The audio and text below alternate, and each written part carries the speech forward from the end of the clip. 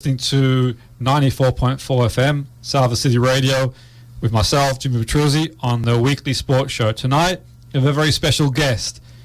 He's going to give us an insight into what he does, activity-wise. There's a number of activities, and on the show, we've been very privileged to have some really interesting people come on board as guests, ranging from all different codes of sport in the area. We've aspiring athletes who are at the very top as well.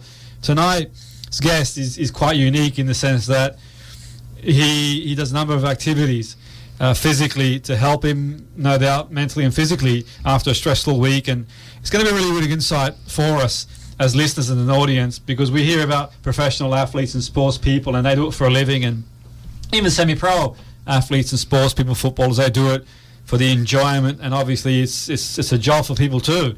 Tonight we'll look at generally the general population who works every day of the week and gets to the weekend, or the light nights are coming now. Some great weather last week, and he's going to give insight on what we can do to keep ourselves physically fit and mentally fit too. Now, obviously, if you're listening tonight and you have any ideas about want to do anything, you work on your own levels of fitness, and Chris, who is our guest tonight, he's sort of built himself up over the years to do some of the stuff that he does, but equally, you've got to start from the beginning. But he's going to get insight, our guest tonight, into what we can do to keep ourselves in shape.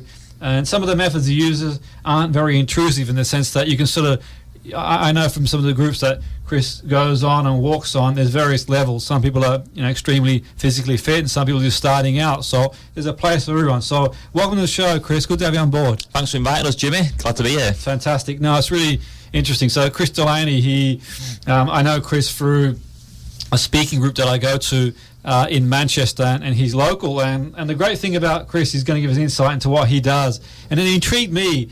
I must admit that I was quite intrigued from speaking to Chris, because he works in coaching, and he does work in business and other areas and education.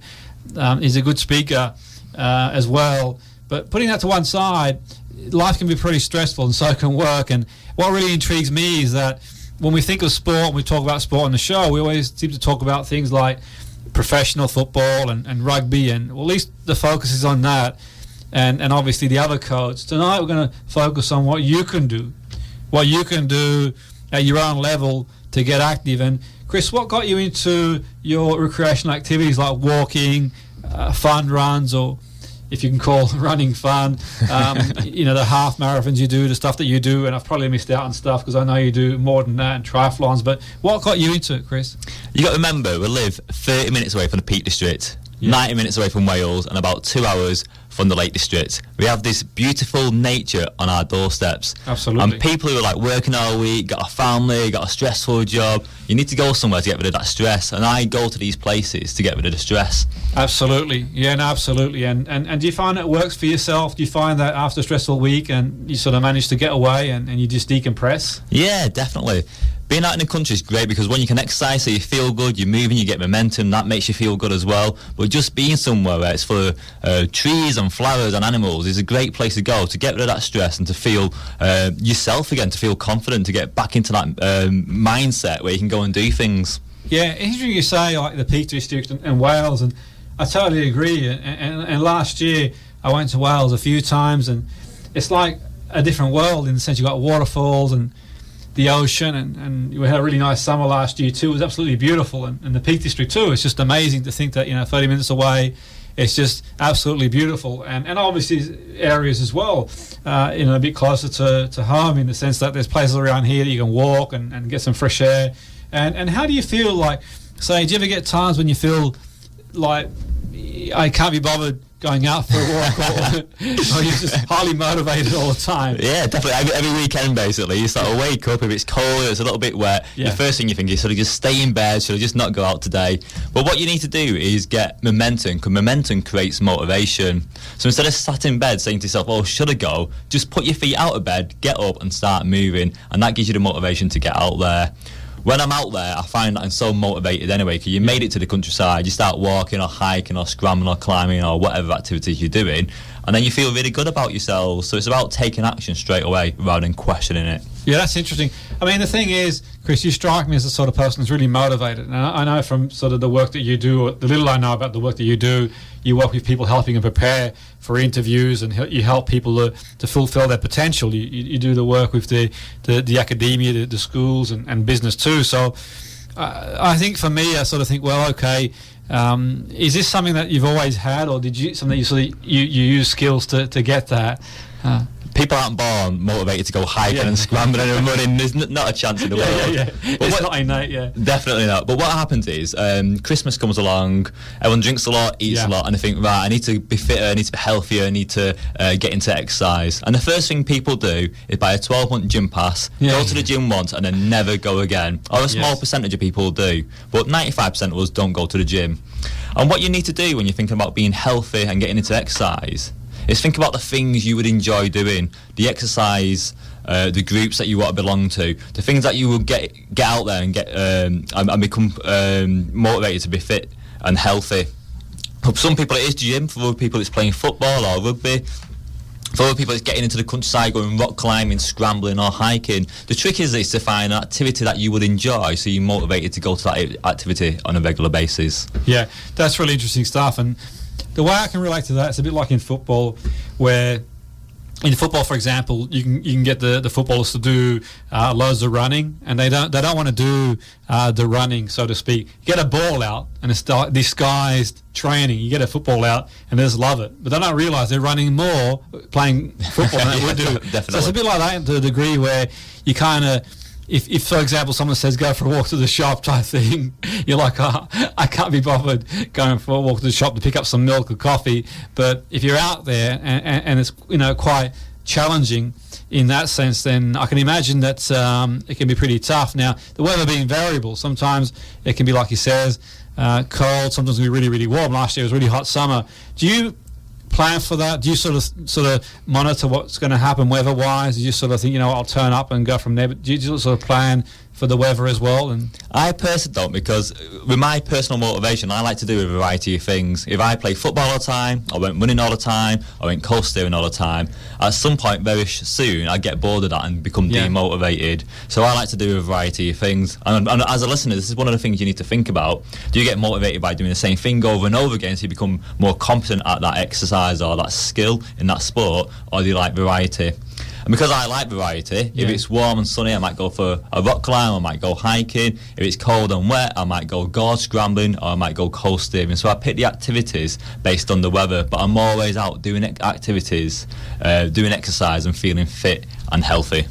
Yeah, that's fantastic. And I mean, it's probably people listening tonight thinking that, okay, that's all good and well doing that, but equally, some people are probably thinking, well, the weekend is the time to decompress and I'll just hang around at home and just relax prior to starting work on Monday. And do you find better for it on Monday morning when you go back into work, or do you ever find, okay, I've overdid it on the weekend? Or Well, sometimes you can overdo it, because I went bike riding, I went downhill mountain biking last weekend, and I fell off and got my leg trapped into the bike, and I sort of walked to work on Monday with a bit of a limp. But the truth is, when you're out there doing exercise, and when you're eating healthy, and when you're drinking lots of water, when you got your mind and your body active, you always feel better. You always feel more motivated, more energised, and you'll go to work feeling better about yourself and work more productively. Yeah.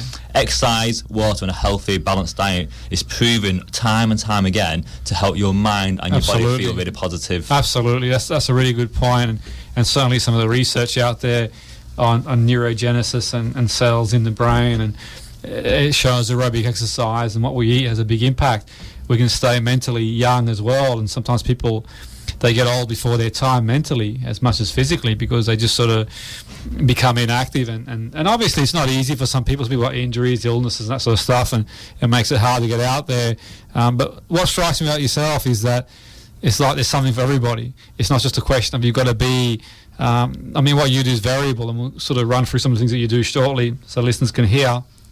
But what you do is kind of variable, where it caters for one and all, to the point that, you know, when you get up a group, not everyone's an iron person type thing in respect to people who are starting out, and you kind of cater for people of all levels. And is that something you consciously done, Chris, to sort of, when you organise the groups to go out and that stuff, to help? to make sure. Yeah, definitely. So one of the things I do is take lots of different groups out from different backgrounds on different activities, and that might be youth groups, or it might be adults, or it might be professionals, or just friends, or friends of friends. And when I meet these different groups and I find out what activities would really suit them, I'm trying to work out what level. So as an example, if you want to go rock climbing, you can go indoor rock climbing where it's completely safe, completely controlled, and even on the indoor rock climbs, there's different levels of climbs you can do, from very easy to very difficult. When we're outdoors, it's the same again. You're outdoors, you're in nature, but when you're on that rock face, there's different levels of climbs that you can do. Some rocks are leaning forward, so it's an easy climb. Some are big hold, but some are like overhang rocks where you're hanging on with your fingertips, and if you miss out, you're going to fall to the floor because the rope's not leading from the top, it's leading from the bottom. So there's just different levels depending on your skill base, your fitness levels, and the extreme levels of danger that you want to get to. Locally though, there's something for every single person. You can do short walks or long walks, you can do easy activities or extreme activities. It's always up to you what you want to do. Yeah, I mean, the listeners now are probably wondering some of the activities you do.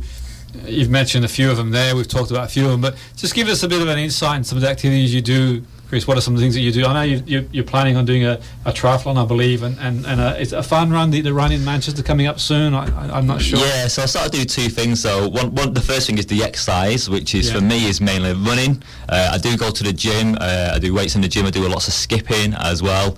And I started doing there's park runs, which is a 5k run every Saturday morning at 9 o'clock in parks across Europe, and they're free for every single person. I don't organise these, by the way. I just attend them.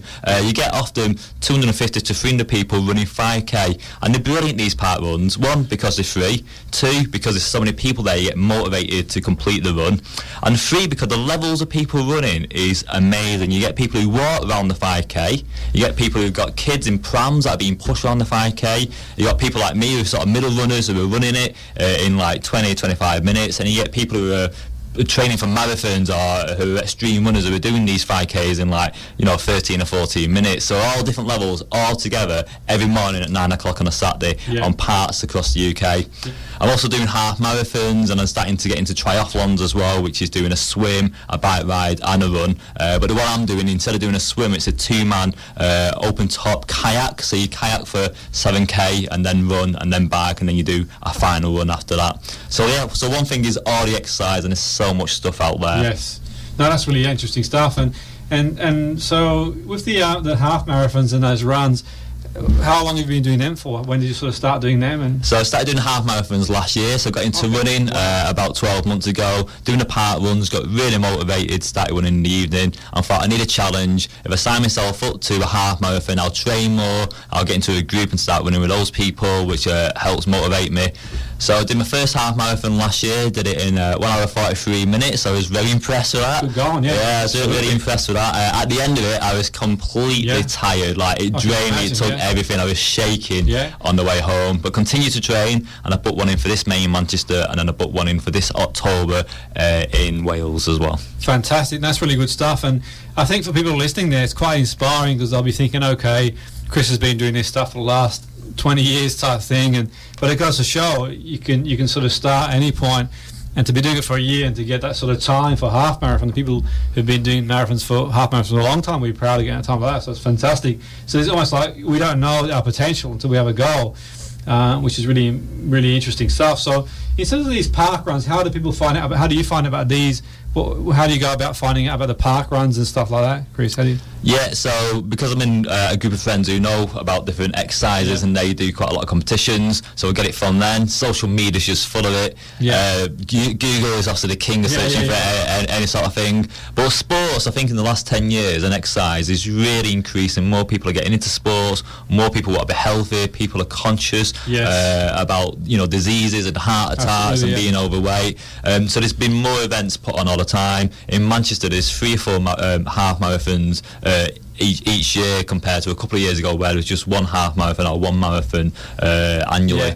So there's more runs out there, there's more competitions, stuff like the mud runs as well, and Total Warriors where it's like a marathon but there's obstacles on there, or group obstacles. Like it's not hard enough as it is. Yeah, just make it like a little bit harder. Yeah, so I signed into a couple of them this year as well. But there's so much out there. So again, if you want to do something easy, something hard, something extreme, something solo, or something in a group effort like these obstacle courses, there's just something out there for everyone. And if you want to be fit, you want to be healthy, there's loads of opportunities for you. Yeah, that's interesting stuff, and that's amazing that you sort of you do that, Chris. I didn't realise the extent of what you do, and obviously I was aware of you doing these events, but I didn't think that you went as far as here. And it seems like when we last spoke, and certainly when we've been in touch through Toastmasters, the speaking group that we sort of speak at, it seems to have sort of snowballed. It's almost like you've got the bug now. Yeah, I think it's just like, it does snowball. So you get into something. I found something that I enjoy doing, which was running and the rock climbing and the hiking. And the rock climbing and hiking I've been doing for like, 8 or 10 years. But then when you start doing things, you start doing more of it, or the runs become easier, or you can, you're not tired at the end of a 5k run anymore, you're doing it in faster times, and you become fitter, you become healthy, and then you challenge yourself a little bit more.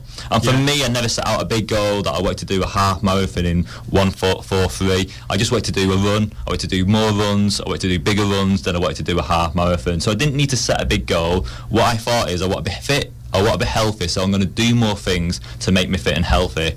And I picked the stuff I knew I'd enjoy doing, and I just started naturally doing that more. So I feel so much healthier than I did 12 months ago. I feel so much fitter, I feel so much more relaxed just within myself, and it's just because I found sports that I enjoy doing. And that's the key: find sports you enjoy doing, and you'll do those sports a lot more. That's a great point. I'm glad you made that point. And certainly anyone listening, please do email us on the Facebook page, the Friday Sports Show, Salford FM. Do drop us an email on the Facebook page and let us know any sports that you do and can add to the list. And Chris has been kind enough to share his experiences, and we'll find out more as we go along. But I want to hear more, and we want to encourage the community to be a robust, confident community. And it's a great community, Salford. There's great communal feel about it and some great people here. And I think that certainly by encouraging exercise and that sort of camaraderie of getting out together, and it can only be a good thing. But what's interesting, I think, for me is that Chris also has a background in neuro-linguistic programming, NLP. You've probably heard me make reference to it on the show before. People referenced that. So long story short, without going into the jargon and complexity, NLP is modelling excellence and finding what works and transferring that. And it's really great for motivation and confidence. Now, for me, what strikes me is that Chris is highly motivated and certainly confident. Now, the point being is that if you're out there and you've not done this before, it can be daunting. Now, I'd be interested to see what Chris's take is on this, because obviously people out there who haven't done anything like this before, it can be daunting. But Chris, the skills that you've got, do you self-apply them to yourself, or do you is it just a natural thing for you? You naturally got this get up and go, or do you actually use these sort of skills, coaching skills, to help yourself as well? Yeah, definitely coach myself, motivate myself, and use these techniques that you're referencing. So like you said before, sometimes it can be cold outside, sometimes you can have a hard week at work and you think, can I be bothered going out and doing that rock climb? Yeah. And what people tend to do when they're demotivated is imagine themselves doing something, not enjoying it, start talking to themselves, saying, oh God, I'm tired, I'm achy, I'm not going to enjoy this. And that mixture of just saying things to yourself and visualising yourself in an unpleasant state makes you feel bad. And your decision's always made at the emotional level, not the logical level. So if you feel bad, you're not going to do that. Yes. And all you need to do is flick that around, is imagine yourself going to that place, doing a sport you enjoy, see yourself being a little bit more successful, and start giving you positive self-talk to really boost that confidence. And that's one way to personally motivate yourself. The best way, though, is to do sports and exercise with other people. We're more likely to let ourselves down than we are to let other people down. So if you're arranging to meet a group of friends or a sports group at a certain time, you're more likely to attend that because you don't want to let other people down, compared to when you're doing stuff on your own and you can easily let yourself down. Yeah, that's really interesting you say. That's a good point. I think you've got people to work with that can make it a lot more enjoyable and sociable. And as human beings, we are social creatures. We like to socialise. The only thing with that, Chris, I would say is that if you're people out there, they might be on their own and not have that social network. Are there groups that they can join, and is it easy to join a group? What's the likelihood to sort of become affiliated to a group and join a group? Is it hard to do that, or? No, it's very easy at the moment. Like I said, sports, exercise, extreme activities as well. It's just really increases more opportunities all over the country to do these sorts of things. So some great places that I use is one, Meetup. On Meetup, which is a free app that you can download. It doesn't cost you any money. There's loads of groups on there. So there's running groups, there's hiking groups, there's rock climbing groups for every type of activity and sport. And you normally meet somebody who organises those events, turn up at a certain time and go and do that event or that sport with a group of people. And that's a great way to get into those sports. Yeah. If you're into the extreme stuff like I am, you can go to indoor rock climbing centres where you might do some bouldering on your own or join a climbing group. But normally in there's big boards full of pictures and notices and slips and phone numbers for you to join other groups. There's so many opportunities to get into a group to work with other people who've been doing these sports activities for a long time to get you started. Yeah, no, that's really interesting stuff. And certainly if you've got any questions for Chris, do email any questions applicable to activity and also to his area expertise. I think we're very fortunate to have Chris as a guest, and the reason being is because not only does Chris do his activities, but he also does coaching too. And my suspicion is, and my sense is, that he applies some of these techniques for himself, but also for others too, because he works with various groups, and we can sort of find out and fire a wide range of questions to get an idea. Because really, I think for me, one of the biggest blocks is fear. It's afraid and that sort of fear of taking that first step. And you can imagine someone at home. Sometimes we go through life, and life being the way it is, sometimes our social group becomes smaller. Certainly for people, as we get older, our social group can get smaller because you're at university, you sort of know everybody, and you get a job. And if you have a job where you do your work and you go home, and from a social point of view you don't really fit in socially, it can be pretty lonely at times, and certainly the thing is really sort of finding a group. And I think for me, and it's probably my generalization and presupposition, I think it's a little bit daunting sort of going for the first time to a group, because it's like, okay, they all know each other and I'm sort of going in there from the outside, and what they're going to think of me and all the things that go through one's mind. It must sort of play on someone's mind. And I was going to ask you, Chris, if there's someone out there considering like joining a meetup group, and the good thing about those groups, well, obviously they're free, and also I think for the most part they're vetted in the sense that the people who organise the groups, generally speaking, through my experience, people have to do their own homework. They're quite controlled in terms of, anyone sort of, you're generally not going to get people that, as a general rule, whenever I've been to any sort of group, it's always been okay, so you've been safe. There's no really concerns. But obviously, anyone's joining a group, always do your due diligence, that's for sure. But what I would say, if there's someone out there considering going to a group and they feel nervous, Chris, what would you say to someone listening, thinking, I'm going to go and meet up, find a walking group in Salford and increase my social network, but I feel really nervous and jittery? What would you sort of say? What can they do in that situation? Yeah, some really good points you made there, Jimmy. One thing about the groups as well, being vetted, a lot of the walking groups are linked to stuff like the Rambling Association, or the climbing groups will be linked to some other governing body as well. So you can find certain groups that are linked to professional bodies where they're fully vetted as well, which Fantastic. Is really reassuring as well. Yeah. So two things with the motivation. So the first one is that personal motivation, where you're saying all these things like, what are people going to think about me? Are people going to like me? Would I fit in? Would I be able to keep up with the groups? When you're having that internal dialogue, you need to be turning that voice down. And literally, one of the techniques I teach loads of people is, imagine you're being in a radio station like this, or a radio studio like this, and when you're hearing that voice, it's just imagine that you've got a little remote control where you can turn that voice down or make it a little bit quieter or squeaky.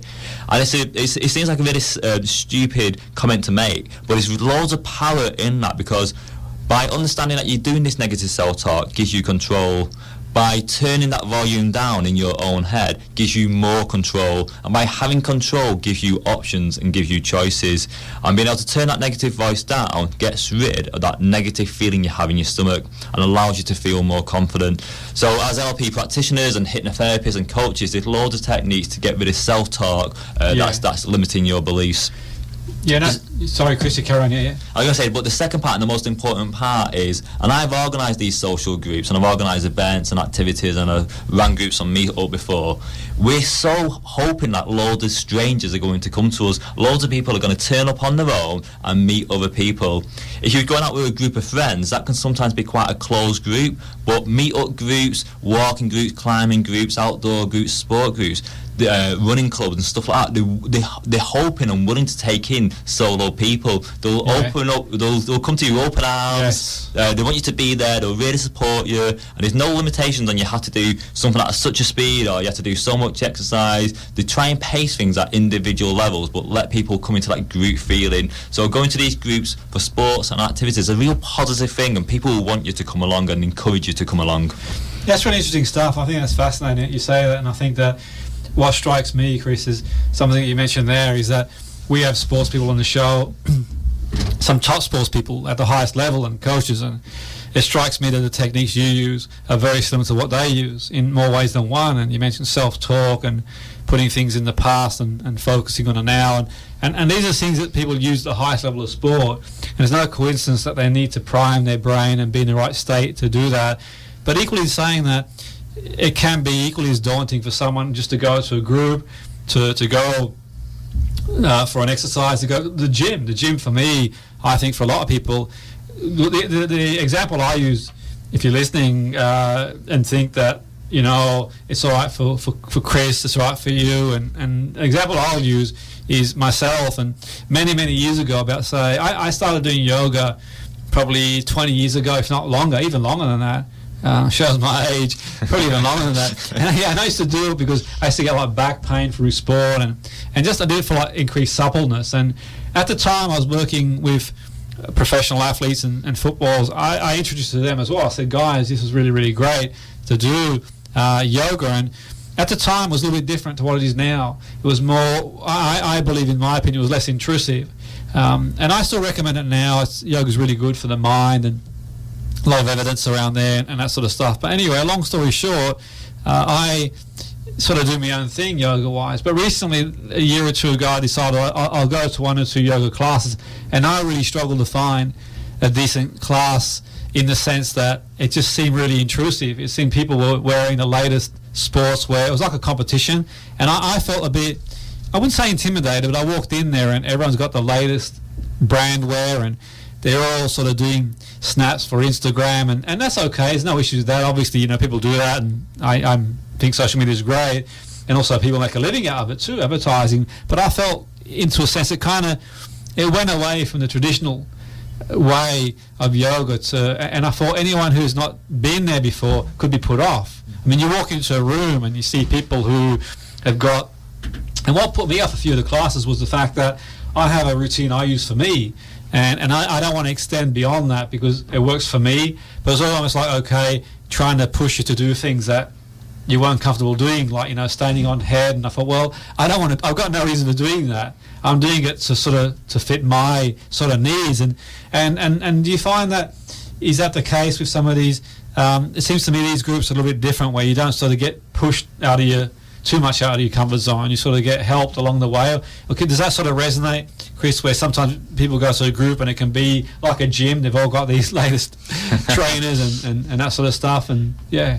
It's really interesting you talked about yoga, because I just recently started doing yoga myself because it helps like with the climbing that I do, and I've tried several different yoga centres, and they all do it completely different. Loads of different styles of yoga. There must be 100 styles of yoga that you can do, and it's interesting because you go to some of them and some people are dressed in the latest gear and, like you said, taking photos. You go to other ones though and everyone's in like old school tracksuit bottoms and t-shirts.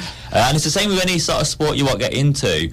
There'll be loads of different types of clubs you can go to, and again, it's about thinking about what motivates you. Maybe you want to be dressed in the best, exactly, or you know, maybe you got money to spend on that sort of stuff. You get paid for doing it, it's like the gym. You can go to a gym with like really modern equipment, like monitors, like everything from your blood pressure to your heart rate to how many calories you're burning. Yes. Or you can go to a proper old school gym where it's like, you know, like Rocky One, when it's sort of like you know, punching raw meat and stuff like that. It's all about what is it that will motivate you to keep exercising on a regular basis. Great point. Yeah. What sports would you enjoy? What sort of people do you need to be around, or do you need to be on your own? So maybe with your yoga, you got that routine. It's working for you. Maybe doing it on your own would be better. Precisely. So what is it that motivates you? Do you need to be on your own? Do you need to be with other people? What type of sports do you want to do? What environment do you need to be in there? Trying to understand what motivates yourself is the key to being successful in life. Don't copy what everyone else is doing. Don't copy what the latest fad. Don't copy what your favourite pop stars doing on TV. Think about yourself. What motivates you? For me, it's being outdoors, it's being in country, and it's doing a variety of different activities and sports. By doing that on a regular basis, I'm so motivated. I got a friend of mine who don't want to do any outdoor activities, but he hits the gym every single day and does about 3 hours a day, and he's motivated, powerful, and successful. It works for him. So it's what works for you as an individual, what motivates you as an individual. That's a great point for sure, and I think for anyone listening who's considering doing yoga or any of these events that we've mentioned so far, it's finding what sort of what works for you. I mean, the gym might not work for some people. You could do a balance of both and that sort of stuff. I mean, eventually I did find a class that worked for me in yoga. I got what I needed out of it and sort of left, and that was the way I worked, really. But I felt for me how things had changed. Now, I don't know what changed. I don't know if it's sort of social media's changed. I don't know what it was, but I know for sure back in the day you'd go to a class that was a bit more like you mentioned, the old school type thing, and I felt that, you know, there certainly were certain groups that, and if it works for you, fine, but I had no business competing against anybody else, and who could do the best maneuvers and that sort of stuff, and you know, pushing the group, and certainly when I recommend it, sometimes now, if nothing else, Chris, I'm mindful now of recommending it, because all of a sudden, you know, it's like, okay, am I recommending something that it might not be for that person? And I do a lot of talks, as you know, and the listeners probably know, across a wide range of areas around the mind and up and down the country, and I recommend things like yoga. But now I'm mindful, because I think, you know what, if someone's not done it before, I don't want them to be put off if that doesn't work for them. Because I can imagine if you've never done it before, you're not that sort of extroverted character. If you go into a room and you've got, you know, people who are wearing the latest fashion and they're standing on their head, and they're all, and it sort of then defies it. And that's a useful thing. I suppose in the meetup groups is good, because you can sort of gauge, and they're affiliated to, like you said, a lot of them to associations. It can be a good thing in that respect. Now, it's pretty interesting stuff, because we mentioned speaking, and I know this is about sport, the show, and everything else that goes with it, but many people listening now will do speaking, and I sometimes find, for me, there's a parallel between public speaking and certainly professional sport, where the nerves kick in. And truth be told, and this is honestly speaking, there's been times before big sporting events I felt the butterflies, and from a coaching point of view, last thing you want is the sports people, the athletes, the footballers, to see you feel a bit nervous. But we're all human, that's for sure, and you prepare all you want, but you still feel the nerves. In some sense, I think, I would say it's easier, but as an athlete, as a sports person, a performer, not so much easier, but because you're doing it, you burn the adrenaline off. If you're a coach, you can't do anything about it. You're sitting back, you're watching, and it can be probably more nerve-wracking, because, you know, you can't go. There's only, you train, and that's as far as you can go. But there's a parallel there with speaking, I think, where speaking is up there, like the top 2 or 3 fears. And for people sort of going off piste a little bit, before we sort of bring it around, from a speaking point of view, it seems to me that you've sort of built a lot of confidence around speaking. Were you confident going into public speaking, or did you get confident doing public speaking? Sort of, was it the chicken or the egg? Well, just to be honest, it's the same with sports and exercise and speaking. I come from a background where personally I was very nervous, very introvert, very scared of life, to be honest. And I didn't want to do sports because I'd fail and people would point and laugh like they do in the playground, sort of thing. So they stopped me trying new things for a very long time. Same with public speaking. I used to have a terrible lisp, so I couldn't speak in public because people just didn't understand what I'd say, and they keep saying, "What is it you're saying? What are you trying to say?" And it stopped me wanting to speak to people, which stopped me wanting into socialising, that stopped me making new friends. But at some point I was so annoyed with myself for not getting out there and doing exercise because I knew I'd love it, for not being in the countryside because I knew that's the place that I wanted to be in, and for not speaking because I always had this want to help people, and I had to speak to help different individuals. And it was that pain, knowing that I was limiting myself in my life and not being successful, that gave me the motivation to go and do these things. Yes. So I went to public speaking clubs, I started speaking in public and doing talks, and I started doing exercise and fitness and all these different extreme activities. And what you have to sometimes do is like really reflect on yourself and think, if I could weigh up my whole life on a scale of 1 to 10, with 10 being it's great, it's amazing, and 1 being it's terrible, where are you on that scale? Yeah. And if you feel the number you shout out is low, you need to start doing something different so you can move up that scale to have the life that you want to have. We're all going to be scared of things, we're all going to have a life full of fear, but you need to break through that and look for the successful version of yourself and go and get that successful version of yourself. That's a great point. And on the subject of speaking, why do you think people fear public speaking so much, Chris? What's your sort of perception? I know you have taught people and coached people in various areas. You've coached people, like you mentioned, you've helped people and young people and people of all ages in activities and that sort of stuff. But from the point of view of speaking, why do you think people are so afraid of say, public speaking? Because it is a big fear for a lot of people. Yeah. There's some research in America a couple of years ago where public speaking was voted more fearful than the fear of death. So people are more scared to talk in front of people than they are to die. It's all through associations. The way our brain works is when you go into a new situation, it looks for an association automatically. So as an example, you go to a job interview for the very first time in your life, and your brain instantaneously goes, what's the association here? Job interview, I'm going to speak to people. Speaking to people is public speaking, and then you get an emotional association from that. And most people's first public speaking experience comes from being in high school and having to read in front of a large class. And if, for example, you had to read Romeo and Juliet in front of 30 or 40 other pupils at the time, and you got it wrong, and you messed up, and the pupils in that class were pointing and laughing at you, and the teacher was tutting and nodding her head, you're going to have an automatic negative experience that is recorded in your brain. So next time you have to do some public speaking, your brain goes, public speaking equals negative experience. So you feel bad and then tend to perform worse because of that association.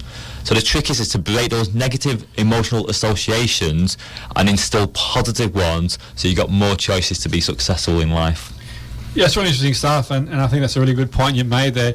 And in a way, it kind of transcends to exercise too, the association we've got with it. Yes, definitely. I think a lot of us, when it comes to exercise, have got this sort of perception of being in the gym and on a treadmill and these weights and everything that goes with it. Certainly in my experience of exercise in gyms, it's a hit and miss. Some are better than others, and it all depends really. But equally in saying that, you got to find what's right for you. But certainly I think that your principles there are very adaptive, and be it public speaking, be it exercise, be it whatever, the association. So I think for sure, definitely, when you think exercise, think of the benefits, what you're going to get out of it, or maybe think of what you're avoiding, the pain you're avoiding. That's a useful thing to do. But on the subject of public speaking, you'd mentioned that you're this introverted character, and you sort of have situations where your confidence in that area might not be what you want it to be because of experiences at school and maybe not being sports at school. You join the group, you speak. At what point do you sort of start building the confidence and think, I can take this now. I can do this. Yeah, I love that bit as well. I can do this now. I can do this now. And it does, sometimes you can feel really confident, and then the next week not as confident.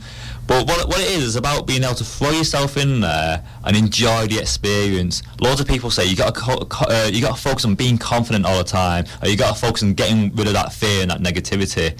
Actually, just enjoying the moment is the key to success. Even when you're exercising or you're public speaking or whatever it is you're doing, try and enjoy that moment. Try and think, what is it that I'm enjoying about this? What am I learning? What knowledge am I passing on to other people? By enjoying the moment and being in the moment, it helps you to feel confident within yourselves. Yeah, that's a great point. There's a big thing in it's not in the media, but generally speaking, people are speaking more and more about being in the moment. Yeah. And I had a conversation last week with somebody who runs a gym, and I've done some talks at this gym in the past, and a great guy, and we talked about being in the moment and mindfulness. And I said, well, for me, one way is not think about it. I know it's hard to make sense of, but doing stuff that you're absorbed in, being in the moment for me could be, like he says, climbing, where you've got to concentrate on climbing, where you're going to fall down a long way. Walking, being with good company, things like that. I think for me, it's an organic way, not a forceful way, not sort of sitting down thinking I've got to be in the moment. In that sense, obviously, if you train your mind to do that, you're on the way. But I think for me, being in the moment is, you know what, realizing the precious gift of life and just being out there with nature. And sometimes it's grounding, isn't it, where you sort of look at the awe. And one thing we are blessed with in this country is some beautiful countryside and some beautiful surroundings and scenery. And you have to go too far, like you mentioned before. But even equally in saying that, it's just even just going for a walk in town and stretching your legs and having a breather goes a long way. And what I find interesting, what you mentioned there, that the speaking had a big impact for you, and it's almost like an experience, that sort of a reference experience that sort of changed the reality. Because I think for me, the fascinating thing is speaking, like he says, it's high up in the list for fears. I don't know. I think with the study, I think I may have seen that. I don't know if it's actually speaking itself. This is my hypothesis. I don't know if the speaking itself that's probably more fearful than I think it's the impending rejection in terms of maybe what's going to happen if in terms of the unknown. You turn up, you don't know what's going to happen, but something that's so high on the spectrum, to conquer that, then you start to believe, I can do that, I can do something else. And I think for me, I think that it sets a scene about challenging ourselves to just step out that sort of comfort zone. And equally, I can agree with the speaking thing, because for me, when I made my way back into the speaking groups, it was because I'd sort of lost some confidence again, and the scene was undone. I'd been speaking for many years on the road, doing broadcasting, doing all these different things, and I had a couple of situations where it didn't go to plan. I felt I was back to square one. I thought I've got to improve and get better, because speaking for me as well never really came naturally, in the sense that more of an introverted character on the spectrum of things, really, and you just have to work at it and fine-tune what you've got. Now, you've got people who turn up and they're extroverted and they just set the world on fire with no inhibitions. But then the other side of the scale, you've got more introverted characters that sort of tread a bit more carefully, but it shows it can be done. People like yourself, you can do it. You're not sort of resigning yourself to, what, I've not played sport at a level before, in terms of professionally or semi-pro. It may not have been for me, but now it can be. And there's probably people like listening in, Chris, thinking to themselves, what, people listening in thinking to themselves, that may have known you in school or college or wherever, think, look, Chris, now, there's no stopping the guy. He's public speaking, he's coaching, he's out there. It's a magical transformation. You can imagine people back at school, the athletes at school thinking, look at Chris now, he's running a half marathon faster than they can imagine. And do you get, I know it's not about that, but do you get a bit of a buzz thinking, what, wow, there were people out there that did. And people sometimes can be, I wouldn't say cruel so much, but they can be, they have the odd sort of comment and stuff like that. It's not nice. And do you think now, looking back on it, do you sort of get a bit of satisfaction in the sense that, I'm living it, man. I'm out there, I'm running, and you look back and see some of the people who sort of had the odd go at you, they probably sort of resign themselves to the couch now. Do you get a bit of a definitely. Yeah. I think one of the problems is because we're group animals and we like to follow we're often sheep, aren't we? Like to follow that one leader. Is that some people want to do public speaking, or want to do certain careers, or maybe want to go to higher education, or they want to do certain sports, and because of their social group and the leader in that social group, we're like, oh well, I'm not really into that, and you often don't do the things you want to do because you're not being the person you are inside. That real you's not come out, because you got all these layers throughout your whole life, from being a very young child up to being an adult. That is changed the actual you. That is you. You're wearing this thick mask that you don't even know you put on yourself. And what I found is when I started doing the things I wanted to do, so I got into helping people, I got into writing books, I got into public speaking, I got into exercise, I started doing the things that I wanted to do, that I knew that I would enjoy. I found the version of me that was the true version of me.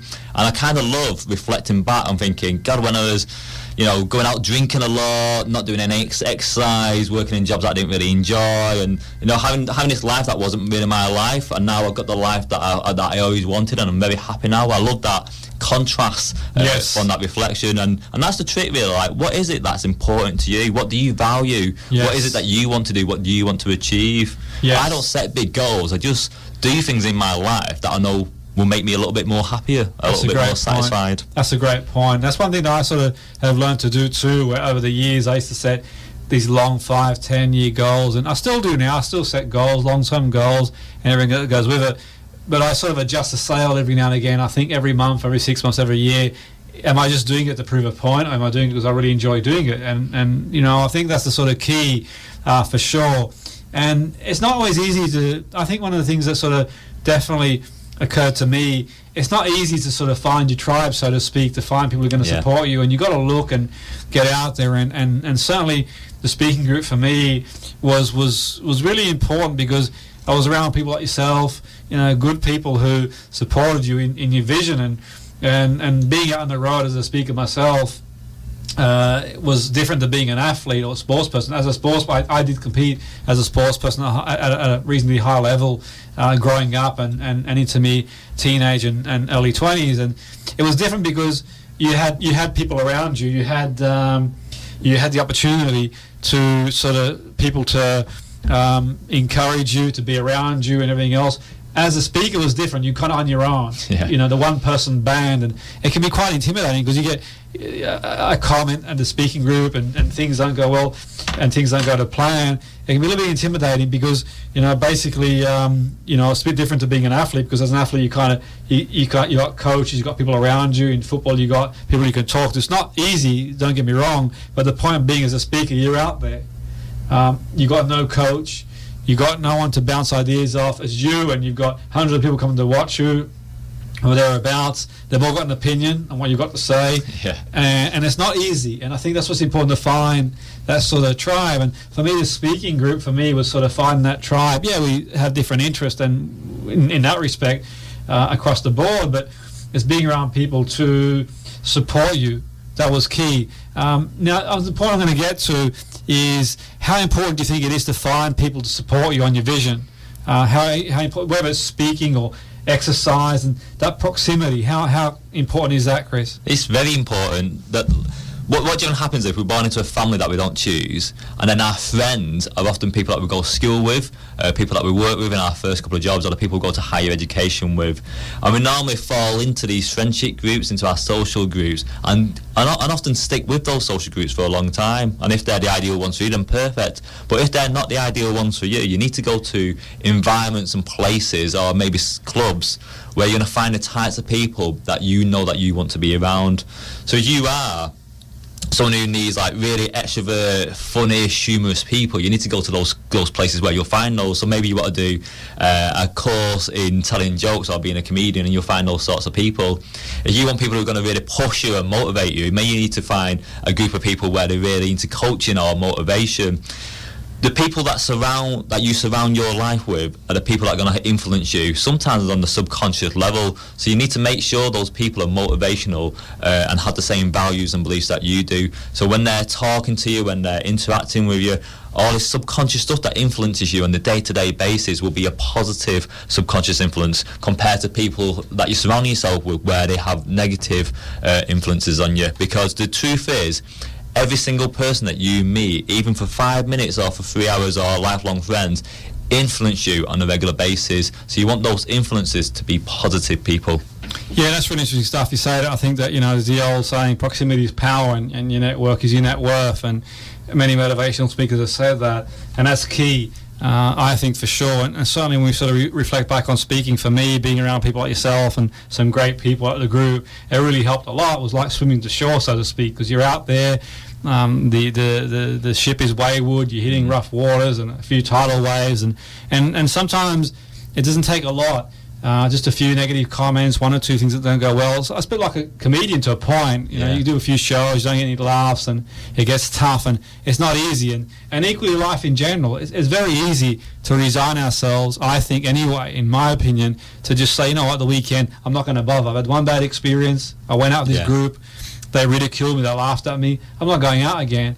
And that's the important thing. And I think for me, what you've done across the board, you've sort of encouraged people even in the speaking group to come out and do these activities, and you're seeing them also grow in confidence. It's like, okay, I can do it, I can get out there, and you know, like-minded people. And that's a big thing. And I suppose the first group might not work for you, the second might not, but just keep going until you find the right people going forward. But it is a huge help, because it's very easy on the weekend to say, you know what, I'm not going to bother doing any of it. And I know from my experience, sometimes it's you know, there's always something to do, that's for sure. But it's easy to say, you know, I'm just going to spend some time reading or whatever, or not bother. And I think social element is so important, to get out there. And I think what you sort of, you know, really reflecting on some of the things you've talked about, it's not just about the exercise and being physically fit. It's it's also the capacity to mentally feel good too. And I'm not suggesting that people, you know, if they've got any mental health problems, it's just about exercise and activity, because obviously each person is different and each condition's variable spectrum wise, and they get the appropriate help. But all things being well, adjacently to many things, this can be useful. You know, there's chemicals produced in the brain, endorphins and that sort of stuff, really. And sometimes it's like a break, a vacation from even generally speaking, life being the way it is, and you have a tough week and things don't go well at work, and it's like a vacation away. For me, I think some of the things you've mentioned there, the walking, and I love walking, and I do a lot of it all the time. Even at lunchtime, if I go for a walk where I am, I mean, you know, where I am, there's some nice countryside, but equally in saying that, no matter where I am, just finding some greenery somewhere and just being, and it's almost like the problems almost like evaporate. Wherever it is, it's the park. And, you know, the other day I was doing some lecturing, and it was like a pretty intense session, and I sort of took myself away to the park and just sat down there and just had a coffee and just had a time out. It was like being, it was a really, really nice early spring day. It was like being away on holiday. It was like all the problems seemed insignificant.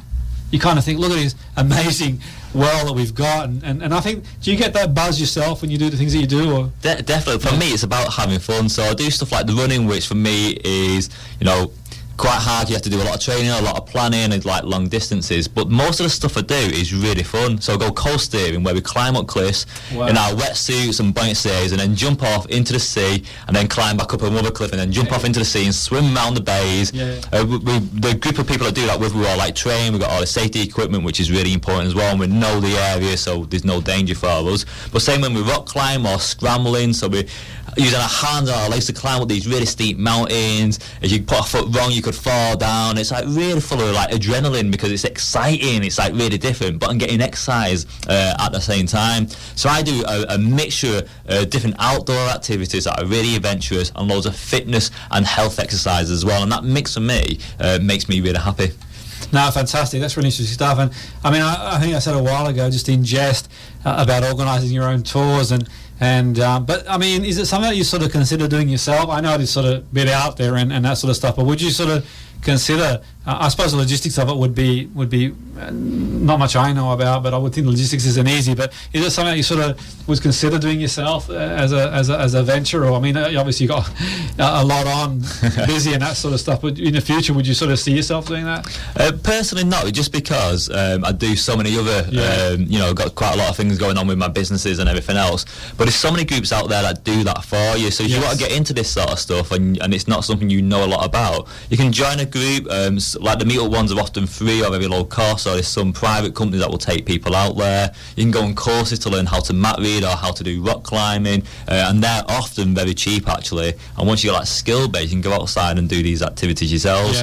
I often organise stuff for like youth groups, for friends and for colleagues, and I sort of do it at that limit, and me and my friends who are into all these outdoor activities go away on a regular basis. But this isn't going to be a business venture for me. It's just something I do for fun and interest. But there's so much out there for people to do. That's really good, and I think that it's really interesting that you say it. It's really intriguing, and what I really find intriguing is that you mentioned you've been sort of kind enough to share your story, and your story you mentioned that you're quite introverted and sport wasn't for you growing up and that sort of stuff. And all of a sudden you had this big transformation, you could call it that, and so on and so forth. But what I find fascinating is that people listening in the audience, and I mentioned earlier that some of the people we get on board, they're on the show, we're very privileged to get people across a broad range of areas in the shows. But we get some athletes who at the forefront of their careers, and people listening no doubt will think, you know what, okay, it's all right for them, they're a full-time athlete or sports person, but where do I stand on that? But yourself, what's quite fascinating is that people listening, it shows that you can get out there and just sort of a bit of an insight, if you don't mind, for the listeners, so they get this understanding that, okay, it can be done. You've talked about where you were in the past, and sort of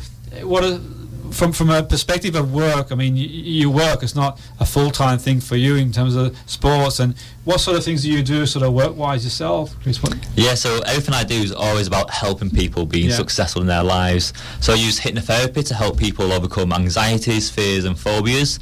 I do careers and interview coaching to help people be successful in that area of their lives, and I help lots of young people go into higher education. So everything I do is always about helping people be more successful. Fantastic, and it certainly strikes me that you obviously care about people, and it's really important that we've got people like yourself in society. And from a guest point of view, I felt that you'd bring that to the show, because people listening, and I sort of sing from the same hymn sheet as you. I think that for me personally, having gone through my own challenges, it's not a nice place to be in a situation where we can sometimes feel helpless and lost and everything else that goes with it. But equally in saying that, we can take those initial steps, and that's a big thing. And I think the skills that you've got, Chris, they're very transferable to, like you says, interviews and helping young people and everything else. But I think what you've done is quite unique, is amalgamated these skills with activities. And the beauty is, I think, for me, listening to you speak, is the passion you've got for it, but also